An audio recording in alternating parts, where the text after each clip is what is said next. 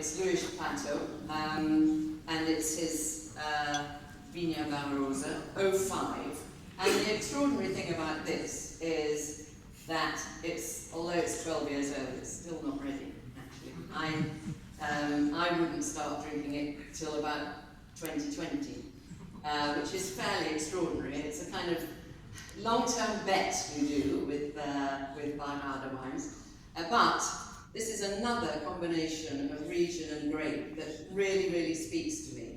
That you've got this region with Barga, Jerez, Beak Alpha Whites, and that they're unique to that region. They absolutely express that region and are everywhere.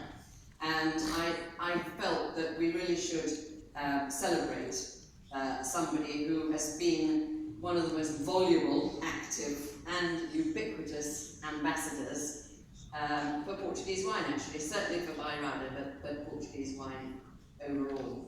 And I think if there's one little bit of advice I might give to Portuguese wine producers, or a wish, it's that they would travel a bit more. They may feel as though they travel a lot, but they tend to travel in packs. They'll go to a generic tasting, but that's fine, and we'll all go along to the generic tasting and say, okay, I went to the Portuguese tasting, I've done my bit for Portugal, that's it. But actually, if they were to come over, say, to London or to New York, and host an event specific to their property and their estate, and perhaps give us a tasting of a range of their wines, or some experimental blends, or different terroir, that sort of thing, it would stick in our minds more, and we'd have more of a story, really. Just speaking as a wine writer, we're all looking for stories. I can go to a generic tasting, come back with a whole load of tasting notes, and I'll certainly publish them, but there's no background there isn't really a context, and I'd love to see more individual Portuguese wine producers, so I've now let myself in for perhaps a lot of engagements, but that sounds fun.